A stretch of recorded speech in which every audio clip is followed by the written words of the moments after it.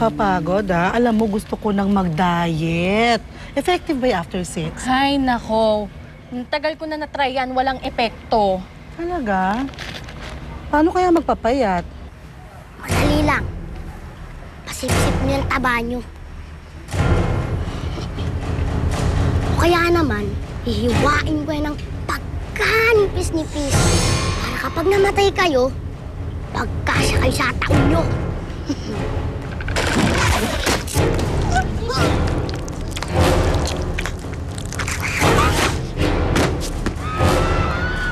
Halimaw! Sila, Rafi, kakagin. Nasaan sila nung mamatay ang mga magulang mo? Nasaan sila nung nagugutom ka? Wala silang pakialam sa'yo. Tigil nila sa'yo. Basura! Patayin mo silang lahat. Papatayin ko kayong lahat! O, Lola, saan po Nauuhaw pupunta? ako. Kukuha ko ng tubig. Ako na po ang kukuha niyan. Wag na exercise ko yung paglalakad. Sigurado po kayo?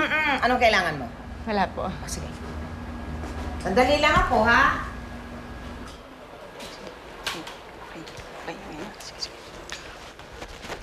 Kakatawag lang sa akin ng asawa ko. May batang impacto raw na sumalakay sa aming bayan. Yung mga pulis wala raw magawa. Kung ano na kayo nangyari sa San Martin? Nga eh, ano ba yan?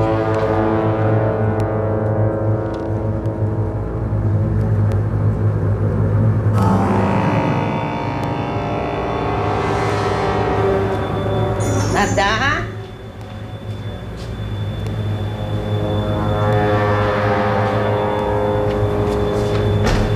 Narda?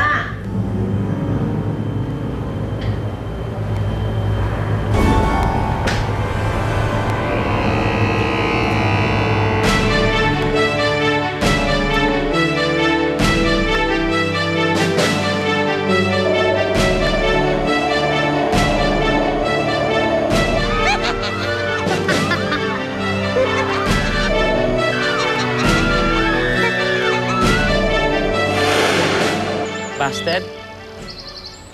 So what did you tell her? Ano pa ba ang pwede ko sabihin sa kanya? Ayoko na siyang guluhin pa.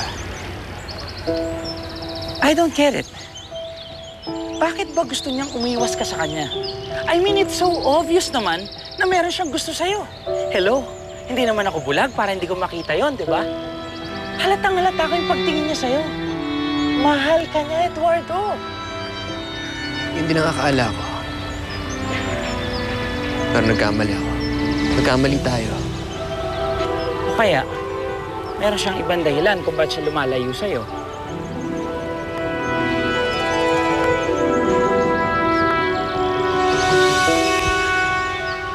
Baka naman magmamadre si Narda.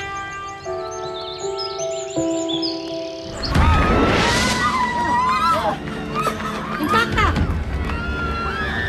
Aba! Sabi ko na nga ba, i-evil ka na naman dito. Hindi na ako nakakadaldal mo. Tigilan mo na ang paggamit sa mga tao. Ikaw ang batang yan. Tayong dalawang mag-boss. Tama ba? Alam kong hindi mo ako kayang saktan. Hanggat nakakapit ako sa batang ito. Pero na lang po, pumafather ka na sa mga bata ngayon.